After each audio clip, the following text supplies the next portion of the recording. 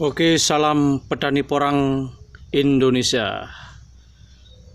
Pada kesempatan ini, Bali Marit Channel akan mereview video tutorial kami yang sebulan lalu terkait dengan review bagaimana cara membelah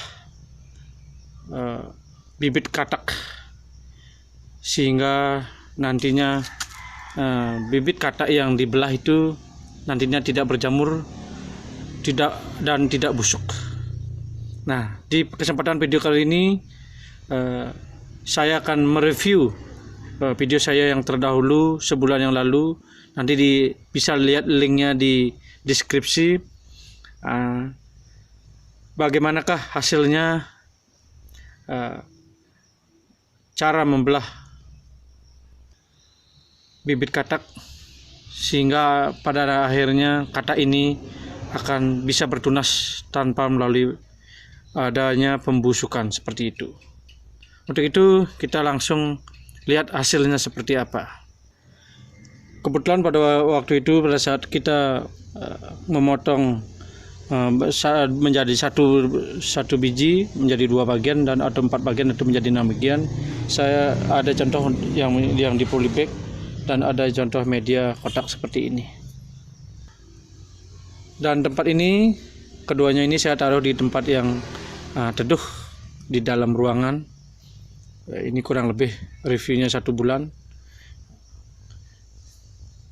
Mari kita bongkar hasilnya seperti apa. Ini yang sudah agak menonjol, kelihatan seperti ini. Nah, ini sudah keluar akar. Kita taruh di sini. Nah, ini sudah pada keluar akar dan ini masih tetap padat, tidak lembek ataupun busuk seperti itu. Kita bongkar lagi. Nah, kita bongkar lagi. Nah, ini sudah keluar akar juga, sudah keluar akar, aman. Jadi sebagian besar, ini padahal kataknya besar, kataknya jumbo ini yang dibelah menjadi 6 kurang lebih ini. Menjadi 6. Kita lihat dari besarannya dia, dari persegiannya dia, ini katak yang dibelah 6 itu pun masih aman. Yaitu dengan catatan pada saat pembelahan ini ketika dibelah dikasih bubuk abu sekam yang dicampur dengan fungisida. Seperti itu yang saya lakukan, dicampur dengan fungisida dan didiamkan 2 hari. Setelah kering baru kita tanam di media sekam. Ini medianya media sekam yang cukup kontinu, kita setiap hari kita siram seperti itu dan dia tidak busuk, aman. Kalau kita salah, kalau tidak mungkin dikasih fungisida dan abu sekam, mungkin ini sudah busuk atau berjamur seperti ini. Ini masih aman. Kita lihat lagi. Ini yang dibelah 2. Ini sudah ada banyak tunasnya juga. Jadi intinya bahwasanya kalau kita tidak mendapat bibit katak yang mini karena kita mungkin keterbatasan modal untuk menanam di lahan, untuk memerlukan bibit, di alternatif cara membelah umbi katak ini bisa menjadi sebuah acuan juga gitu, untuk perbanyakan bibit porang. Nah, ini juga ada yang besar. Nah, ini sudah cukup lumayan. Nah, ini 1 bulan. Jadi pada intinya bibitnya ini tidak busuk dan ini masih keras ini, tidak ada busuk sama sekali. Jadi aman. Jadi kalau Anda teman-teman petani porang pemula yang ingin memperbanyak bibit tetapi melalui proses-proses tahapan ketika dipotong dicampur dengan abu sekam yang dikasih fungisida, mungkin nanti lihat di video saya sebelumnya. Jadi aman. Ini masih kering ini. Tidak bonyok, tidak ada lembek nih, tidak ada lembek sama sekali, Jadi aman. Jadi tujuan dari penelitian ini adalah untuk perbanyakan bibit porang dari katak. Sumpamanya ini tadi ada yang belah 6 pun masih tidak masalah, masih bisa tumbuh.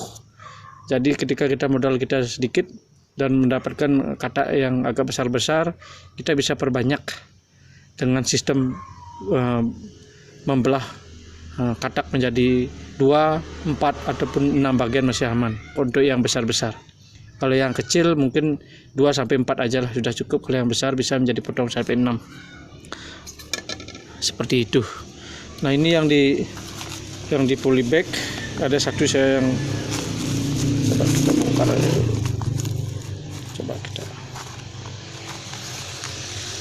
Kita bongkar aja dulu, kita pakai air aja dulu biar jelas. Kita pakai air, hasilnya seperti apa. Nah, seperti ini sudah melalui proses 1 bulan. Jadi ini yang dibelah 2, kalau salah ya, yang dibelah 2, dan juga ini tidak ada busuk sama sekali, tidak ada lembeknya ini. Nah, itu menandakan artinya bibit kataknya masih sehat. Jadi tidak ada masalah, asalkan teman-teman semua memperlakukan stepnya dengan benar seperti itu. Oke, mungkin segitu aja review dari video saya yang sebelumnya terkait dengan cara membelah umbi katak menjadi beberapa bagian. Tujuannya adalah untuk memperbanyakkan bibit. Jika kita modalnya terbatas, kita punya katak mungkin 1 kilo 2 kilo, kita itu bisa belah satu bagian menjadi 2 atau 4 bagian, itu masih aman.